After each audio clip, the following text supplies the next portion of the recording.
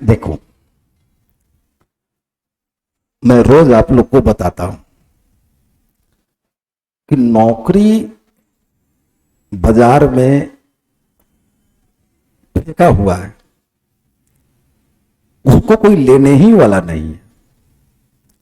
लेकिन मैं इस कान से बोलता हूं और तुम इस कान से निकाल देते हो।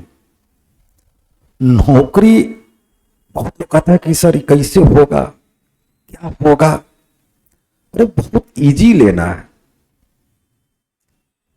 सबसे पहले तो ये समझो कि वैकेंसी का कोई कमी नहीं है। बहुत सारा विद्यार्थी जो फेलुअर है, पढ़ाई किया नहीं, ऐसे ही पटना में रह करके बर्बाद हो गया, वो क्या कहता है, आप लोग भी लॉज में सुनते होंगे अपना, कि अरे होना है, नौकरी होगा, वैकेंसी है। तो सबसे पहले इसको हम तुमको डर निकालते हैं कि वैकेंसी है कि नहीं है। अभी देखो बाजार में आज के डेट में, आज शुक्रवार दिन है, जून का महीना है, और आज के डेट में वैकेंसी समझना कितना है। खाली राज्य सरकार को माइनस करता हूं, केंद्र सरकार को लेता हूं। सीजीएल है, सीएचएसएल है, एमटीएस का नोटिफिकेशन है, आईबीपीएस पीओ का नोटिफिकेशन है, डेट कैलेंडर जारी कर दिया है, आईबीपीएस क्लर्क का कैलेंडर जारी कर दिया है, आरआरबी ग्रामीण बैंक पीओ का कैलेंडर जारी है। इस साल 2025 का कितनी नौकरी है। आरआरबी क्लर्क का नोटिफिकेशन है, आरआरबी क्लर्क का नोटिफिकेशन है।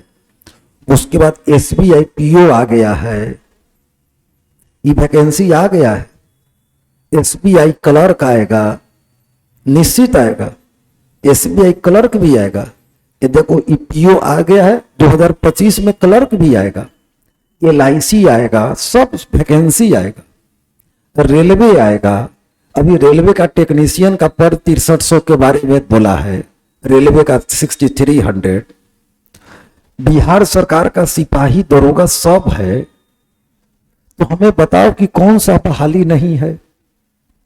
आपके सामने मैंने लिख दिया, ये 2025 का बहाली है। लेकिन जानते हो, तुम्हारी तैयारी के अभाव में, तुम्हारी कंसिस्टेंसी के अभाव में, तुम्हारे रेगुलरिटी के अभाव में, और तुम्हारी अपनी इच्छा के कमजोरी के कारण तुमको असफलता हाथ लगता है। वरना नौकरी का अभाव नहीं है, बहुत आसान है लेना। अब नौकरी मिलता तो है नहीं, हमको तो नौकरी छीनना है, और छीनने के लिए एनर्जी चाहिए, ताकत चाहिए। जब तक आप अंदर से ताकतवर नहीं होंगे, नौकरी छीन नहीं पाएंगे। अब इसको समझना, जो नौकरी छीनना है, इसमें रिजल्ट कैसे होगा।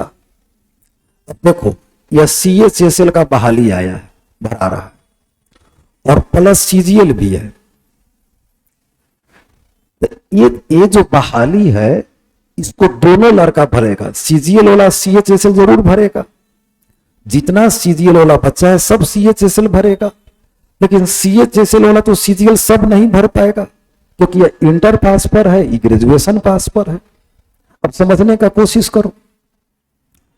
अब मान लो कि सीजीएल में इस साल लगभग 14,000 सीट है, लगभग, और सीएचएसएल में 3131 सीट है अभी तक वर्तमान में।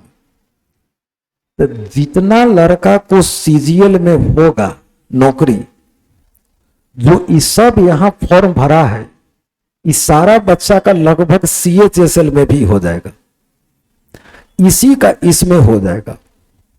समझो बात को। यही बचवा को यहां भी नौकरी होगा, अधिकांश को। लेकिन ज्वाइन तो करेगा सीजीएल, इसको तो करेगा नहीं, इसलिए कि ग्रेजुएट लेवल है, इसका पे स्केल अच्छा है, पद अच्छा है। ई जब ज्वाइनिंग कराने जाएगा तो यहां वाला बच्चा यहां ज्वाइन नहीं करेगा, तो इसका सीट वैकेंट रह जाएगा। मतलब 3131 सीट पर नया फ्रेश लड़का सीजीएल के अतिरिक्त नहीं मिल पाता है। इसलिए नहीं मिल पाता है कि आपका तैयारी का अभाव है, आपने अच्छा से पढ़ा नहीं, आपके कंसेप्ट का अभाव है। और यही जो सीएचएसएल में जो बच्चा तैयारी कर लेता है उस सीजीएल वाले को आने नहीं देता है, और जब आने नहीं देता है तो उसके लिए ये आसान हो जाता है। लेकिन जितना सीजीएल के बच्चा को सीएचएसएल में होगा, वो सीएचएसएल इंटर पास वाले को लात मारता है, उसको आने नहीं देगा, सटने नहीं देगा और सीट को खाली रख देगा। मतलब 3131 सीट भी पूरा भरना संभव नहीं हो पाता है, कुछ ना कुछ सीट वैकेंट होता है इस सीजीएल वाले के कारण। यही सेम काम यहां भी है, जो बच्चा पीओ में भरेगा वही बच्चा क्लर्क में भरेगा। ये दोनों का ग्रेजुएशन पास है, दोनों का क्वालिफिकेशन ग्रेजुएशन है, पीओ और क्लर्क दोनों भरेगा।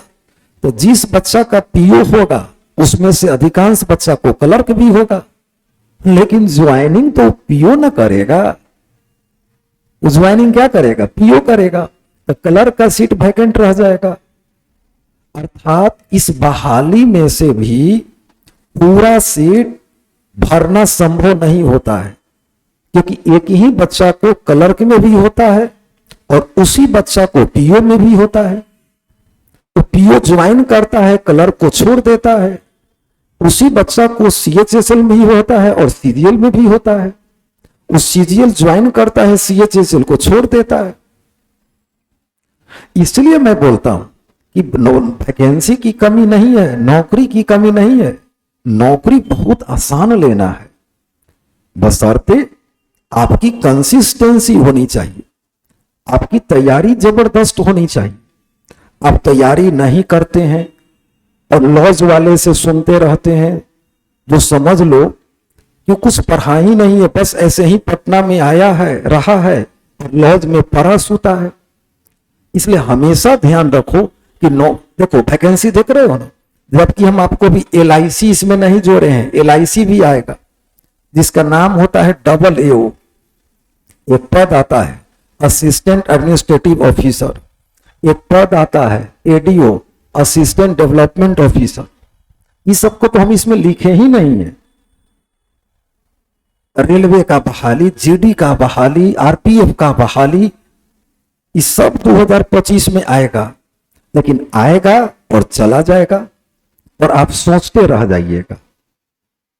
इसलिए सभी विद्यार्थी मेरे बात को ध्यान से सुनिएगा और समझने का कोशिश करिएगा कि नौकरी बहुत आसान है लेना।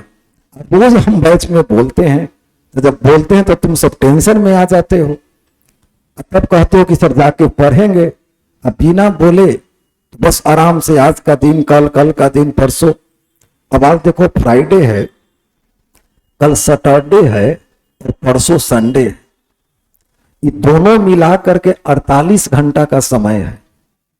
इस 48 घंटा में तुम कितना शोषण करोगे उसके ऊपर ना नौकरी डिपेंड करेगा। ये 2 दिन छुट्टी है, कहीं ना आना है ना कहीं जाना है, प्योर छुट्टी है। अब इस 48 घंटा में आप कैसे इसका शोषण करते हैं, इसका कैसे यूज करते हैं, कैसे इसको इंप्लीमेंट करते हैं, अपनी तैयारी को कैसे धार देते हैं, जो सिलेबस पीछे छूट गया है या जो रिवीजन करना बाकी है उसको कैसे लागू करते हैं, तब न नौकरी होगी। इसलिए आप सचेत रहिए, सजग रहिए और सावधान रहिए। नौकरी पक्का होगा, नौकरी की कमी नहीं, विद्यार्थी की स्किल की कमी है, विद्यार्थी की अपनी तैयारी की कमी है। अगर होगा तो निश्चित तुमको होगा। और घर पर खूब पढ़ो, इस प्रत्येक सैटरडे संडे का सही ढंग से इंप्लीमेंट करो। तो कैसे समझाए से समझ गए कि कैसे नौकरी लेना आसान है। तो चलिए अब हम आगे बढ़ते हैं, नेक्स्ट क्वेश्चन लेता हूं, लेकिन आप मेरे बात को घर पर यूज करिएगा, डेरा पर जाकर यूज करिएगा। चलिए।